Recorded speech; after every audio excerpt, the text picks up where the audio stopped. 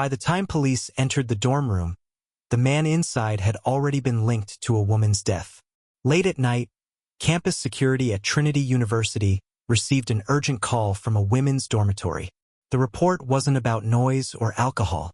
It was about violence, banging, shouting, and a door that had been forced open. When officers reached the second floor, they found one room clearly different from the rest. The door handle was damaged, bent from being pulled with force. Inside, the room was in disarray. Clothes were scattered across the floor. Drawers had been dumped out. A desk was disturbed, with books and notebooks torn apart. Furniture had been pushed and shifted from its place. It was not a random mess. It looked targeted. But the person responsible was no longer moving. Sitting on the bed was a young man. He was not resisting. He was not speaking to officers. He was holding a crushed soda can, liquid soaking into the bedding beneath it. His breathing was uneven. He repeatedly said one name under his breath. K. The man was identified as 22-year-old Mark Houghton. He had entered the dormitory, gone directly to a specific room on the second floor, and forced his way inside. He was taken into custody at the scene. At first glance, the incident could have been mistaken for an emotional outburst, an act of destruction after a breakup, or a moment of loss spiraling out of control. But this was not an isolated event. By the time Mark Houghton was sitting in that room, the name he was repeating already carried weight. Kay Mandotti was not simply an ex-girlfriend. She was a Trinity University cheerleader whose death had already drawn the attention of law enforcement. And Mark was not just a grieving boyfriend. He had already been charged in connection with her death.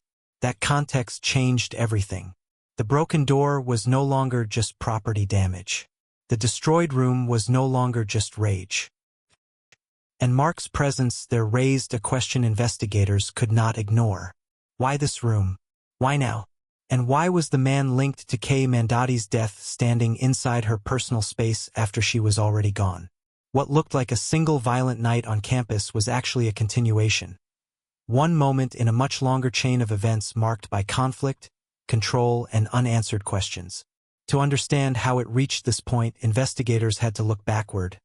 Past the dorm room, past the arrest, and past the night security was called.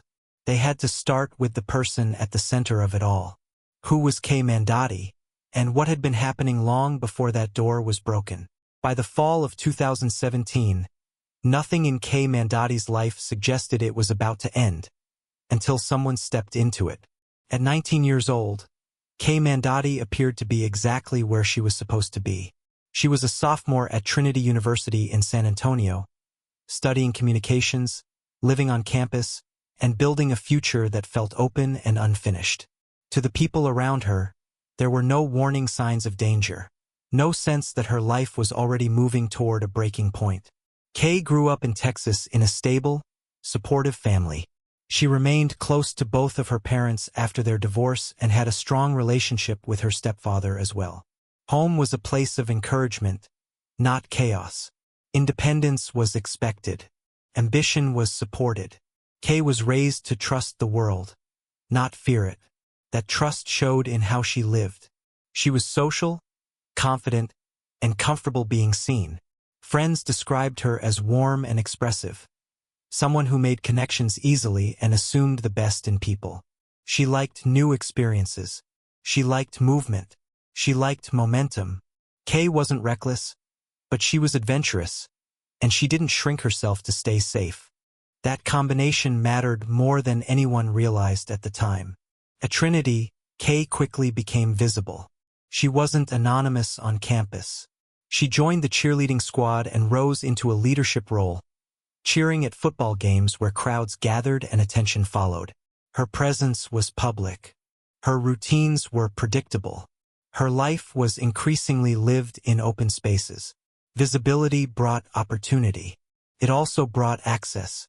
People noticed Kay, not only because of her appearance, but because of her confidence. She carried herself like someone who belonged wherever she was.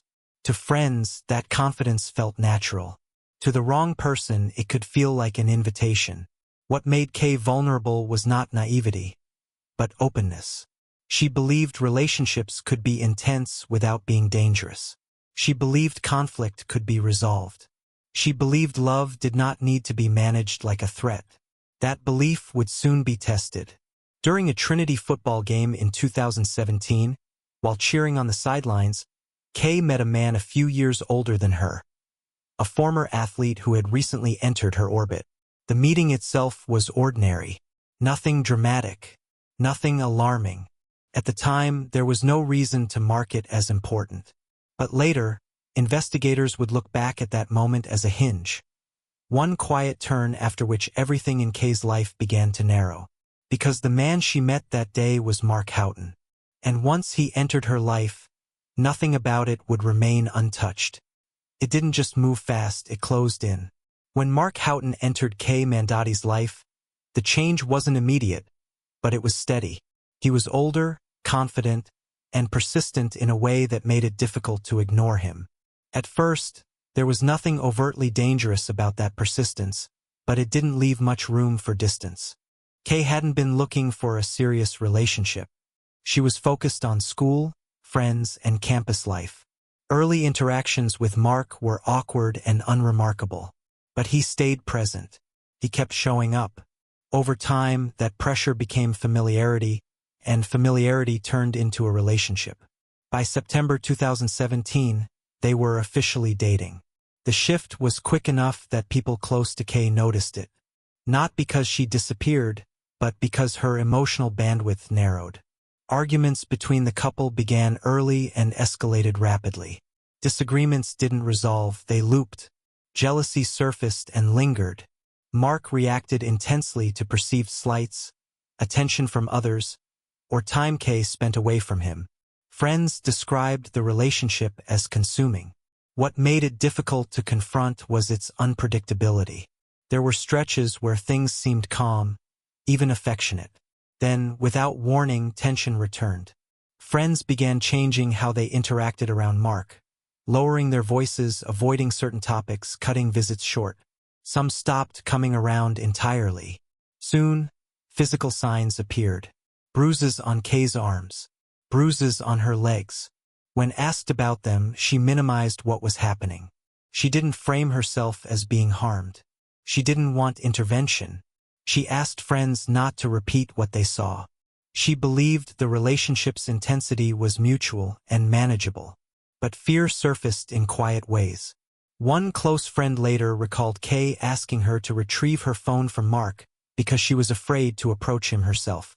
Another described arguments where Mark made violent threats. On at least one occasion, he was reported to have brandished a gun while angry. After that, friends became more cautious, not confronting him directly, not escalating conflicts, choosing silence over risk. The relationship didn't stabilize. On September 24, 2017, just after 1 a.m., Kay's roommates called police. They had heard loud noises and a man yelling violent threats inside Kay's dorm room. When officers arrived, Mark was inside, alone. Kay declined to press charges. To police, it appeared to be a domestic dispute that had calmed down by the time they arrived. To those closest to her, it felt different. It felt cumulative, like another incident added to a pattern that was becoming harder to explain away. By then, the relationship wasn't just volatile. It was tightening, and what was building between them wasn't dissipating. It was moving forward, gathering force, and heading somewhere it could no longer be contained. Long before anyone died, the risk had already been acknowledged. After the police visit in late September, nothing in Kay Mandotti's life became safer. The relationship with Mark Houghton didn't pause or reset. Continued under the same conditions, only with less room left for error. Friends described Mark's behavior as increasingly volatile. His reactions were unpredictable. Jealousy sharpened, focusing more narrowly on Kay's movements, her attention, and her interactions with others. Arguments escalated faster and cooled down more slowly. What had once felt intense now felt unstable. Threats were no longer rare. Several people close to Kay later described hearing Mark make violent statements during arguments. These weren't exaggerated retellings passed through rumor. They were moments that caused people to withdraw, to stop confronting him directly, and to choose silence over escalation. Authorities were not unaware of the risk. Following earlier incidents, Mark Houghton was issued a criminal trespass order banning him from Trinity University for a year. The order acknowledged that his presence on campus posed a concern. It was meant to create distance. It was meant to protect. Didn't. Despite the restriction, Mark continued to appear on campus. The boundary existed formally, but it wasn't enforced in a way that changed behavior. Contact continued. Access remained. The danger identified on paper was allowed to persist in reality. Kay knew the relationship was unstable. She didn't deny the arguments or Mark's jealousy, but she believed she could manage it. She asked friends not to intervene and not to escalate matters. She worried that outside involvement would make things worse, not better. As October progressed, the relationship compressed further. Conflicts came closer together. There was less recovery time between incidents, less space to step back. The pressure didn't dissipate, it accumulated. On the night of October 29, 2017, Kay and Mark attended the Mala Luna Music Festival in San Antonio. The event was crowded, loud, and chaotic. Thousands of people moved through the space at once. It was easy to lose track of where others were and who was watching. For a time, the couple blended in with friends. Then Kay's ex-boyfriend appeared nearby. Witnesses later described Mark noticing him almost immediately. His posture changed. His focus narrowed. What followed wasn't a gradual argument. It was an abrupt shift. Voices rose. The tension spiked. Within a short time, Mark and Kay left the festival together. That was the last moment anyone saw Kay Mandotti conscious. Hours later, Mark Houghton would drive her to a hospital. By then, every warning that had gone unheeded would already be behind them, and nothing ahead would be reversible. By the time Kay Mandotti arrived at the hospital, whatever had happened to her was already over. Just before dawn on October 30th, 2017, a black Mercedes pulled into a hospital emergency entrance in Texas. The car did not arrive slowly. It stopped abruptly. Mark Houghton stepped out first, waving his arms and calling for help. Medical staff moved toward the vehicle immediately. What they found inside the front passenger seat redirected everything that followed. Kay Mandotti was unconscious. She was partially undressed, slumped forward, and unresponsive. Her clothes were scattered throughout the car. She was lifted from the seat, placed on a stretcher, and rushed inside.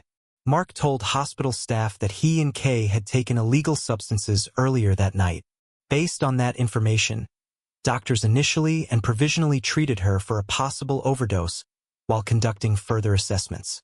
She was stabilized and transferred to another medical facility equipped for more advanced care. As part of standard protocol, a nurse trained in sexual assault examinations evaluated Kay's body.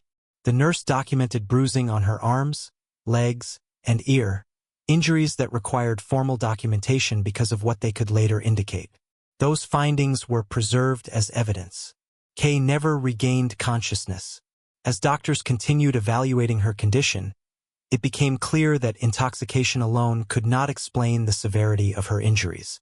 Medical examinations revealed extensive blunt force trauma to her head and face. The damage was significant and inconsistent with collapse, overdose, or accidental injury. Kay Mandotti was pronounced dead. At that point, the hospital visit took on a different meaning. Mark Houghton was the last person known to have been with Kay while she was conscious. He had driven her for hours before bringing her to medical care. From that moment on, his account of the night became central and fragile. When investigators began questioning him, key details did not hold. His timeline shifted. Surveillance footage placed him and Kay in locations he had not disclosed. Witness statements conflicted with portions of his story. At the same time, investigators spoke with Kay's friends and family. What emerged was not a single incident, but a context. Prior police calls, reported threats, escalating conflict, and fear that had existed well before that night. The hospital was no longer viewed simply as the place where help was sought. It marked the point after which the past could only be reconstructed, not changed. because whatever had happened to Kay Mandotti occurred before those doors opened, and by the time they did, there was no way back.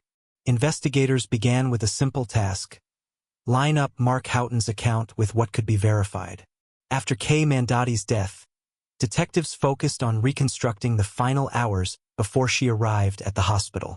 Mark Houghton was the last person known to be with her while she was conscious, and his account became central to the timeline investigators were trying to build. In his initial interviews, Mark described a sequence of events that began at the music festival. He said he and Kay argued, left together, and later used drugs. According to him, they engaged in intimate contact inside his car, during which Kay lost consciousness. He maintained that no assault occurred and that her condition deteriorated unexpectedly. That version provided an order but not stability. As investigators compared his statements against other evidence, discrepancies emerged. Surveillance footage placed Mark and Kay at locations he had not mentioned. In one account, the car left the festival area quickly. In another, it remained parked for an extended period. Phone records and witness timelines conflicted with parts of his story, narrowing the window in which events could have unfolded. The inconsistencies were not dramatic on their own. What made them significant was accumulation. Detectives also expanded their inquiry beyond that night. They interviewed Kay's roommates, close friends, and family members. What emerged was a documented history of escalating conflict, prior police calls, reported threats, and fear that had existed well before the festival.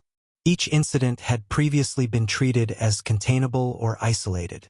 Taken together, they suggested sustained risk that had not been fully addressed. Medical evidence added another layer. Doctors reviewing Kay's injuries identified blunt force trauma to her head and face that required significant force. Medical examiners ruled out collapse from intoxication alone and found the injuries inconsistent with accidental falls or resuscitation efforts. The nature of the trauma raised questions about when it occurred and how. Then there was the delay. Between the time Kay lost consciousness and the moment she arrived at the hospital, hours passed. Investigators worked to trace where the car had been during that period and what decisions were made. The delay was no longer incidental, it became a focal point. Why medical care wasn't sought sooner, and what occurred during that window, became impossible to separate from the outcome. By this stage, Mark Houghton could not be eliminated from the investigation. Instead, the focus tightened. The evidence did not rely on a single contradiction or one piece of proof. It pressed inward from multiple directions: medical findings, documented history, surveillance records, and shifting explanations. With each inconsistency placed alongside the next, the space for coincidence narrowed. And with each contradiction, the margin for doubt continued to shrink. As the case moved forward, investigators were no longer looking at a single night. They were looking at everything that led to it. With the investigation closing in, prosecutors formally filed charges against Mark Houghton. The case was no longer confined to suspicion or inquiry. It entered the criminal system as a violent felony prosecution tied directly to Kay Mandotti's death. Houghton pleaded not guilty. That filing marked a shift. What had once been examined as a volatile relationship was now being evaluated through the lens of criminal responsibility. How harm occurred, when it occurred, and whether it could be legally attributed to a specific act. But the case did not remain centered on one defendant for long. As details became public, attention turned outward, toward the environment in which the relationship had unfolded. Specifically, toward Trinity University, where Kay was a student and where many of the warning signs had been documented. Kay's mother, Allison Steele, filed a civil lawsuit against the university. The complaint alleged that administrators and campus police were aware of Mark Houghton's behavior long before Kay's death. It cited reports of threats, harassment, and repeated incidents on campus that signaled escalating risk. At the center of the lawsuit was the criminal trespass order issued against Houghton. The order formally recognized danger and was meant to block further access to campus. But according to court filings, enforcement failed to do what it was designed to do. Houghton continued to appear on campus. He remained in close proximity to Kay. Contact continued. The barrier existed in name, not in practice. Importantly, the lawsuit did not argue that Trinity University directly caused Kay Mandotti's death. Instead, it focused on negligence, whether known risks were addressed with appropriate action, and whether protective mechanisms functioned as intended. The distinction mattered. The claim was not about guilt, but about responsibility. The university declined public comment, citing ongoing litigation. Meanwhile, prosecutors continued preparing their case. They reviewed forensic findings, surveillance footage, phone records, witness statements, and prior police reports. Their argument did not depend on a single explosive moment. It rested on sequence, escalation followed by inaction, delay followed by consequence. The defense outlined its approach as well. Attorneys questioned whether Kay's injuries could be definitively linked to assault, pointing to drug use and alternative explanations. Their strategy was not to deny evidence, but to challenge how it would be interpreted. What the trial would ultimately test was not whether evidence existed, but whether competing narratives could withstand it. As the case moved toward the courtroom, ambiguity was not eliminated, but it was constrained. Explanations would be forced to answer facts, timelines would be measured against records, and responsibility, individual and institutional, would be examined under standards far stricter than speculation. And once that process began, no version of events would be allowed to stand unchallenged.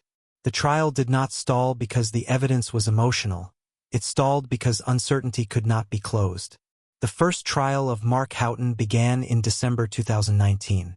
By then, prosecutors believed they had assembled a coherent case.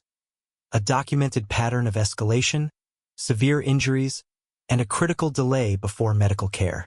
The defense did not need to replace that narrative with a better one, only to prevent it from solidifying beyond reasonable doubt.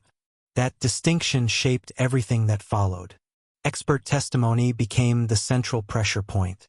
Prosecutors presented forensic specialists who described extensive blunt force trauma to Kay Mandotti's head and face. They pointed to swelling, bruising, and internal bleeding consistent with applied force. In their assessment, the injuries could not be explained by intoxication alone. The defense responded by focusing on what was absent rather than what was present. Their experts emphasized the lack of fractures to facial bones, eye sockets, and the nose. They argued that without those fractures, a direct frontal assault could not be conclusively established. What the jury had to navigate was not symmetry, but disagreement. Medical experts on both sides acknowledged that the absence of fractures does not rule out force. But they differed on how much certainty could be drawn from the injuries that were present. The dispute was not whether Kay was injured, everyone agreed she was, but whether the available medical evidence could exclude alternative explanations to a legal standard. Toxicology added another layer. Jurors were shown evidence that Kay had MDMA in her system. Defense experts testified that the drug can elevate blood pressure and body temperature, increasing the risk of collapse or complications. They argued that under those conditions, a sudden medical crisis could not be ruled out definitively by toxicology alone. The prosecution did not argue that drugs explained the injuries. Instead, they maintained that intoxication could not account for the severity and distribution of trauma observed. The disagreement was not about possibility, it was about exclusion. Photographs presented in court underscored the conflict. Kay's injuries were extensive and visible. Bruising covered large areas of her body. Her eyelids were swollen and discolored. Jurors struggled to reconcile the visual severity of the injuries with expert testimony emphasizing the absence of certain fractures. The evidence pointed forcefully in one direction, but not decisively enough to silence doubt. Timing became another fault line. Both sides acknowledged the hours that passed before Kay was brought to the hospital. Prosecutors framed the delay as inaction in the face of crisis. The defense argued it reflected a mistaken belief that her condition would resolve. The facts were shared. The meaning was contested. In the end, the jury was not faced with two equally persuasive stories. They were faced with one story that could not fully eliminate doubt. Deliberations ended without a unanimous verdict. The judge declared a mistrial. For Kay Mandotti's family, the result was devastating, not because the evidence failed, but because it stopped short. For prosecutors, it sent a clear signal. The case was not over, but it would have to be re-engineered before it could move forward again. The mistrial did not end the case, but it exposed where it had failed.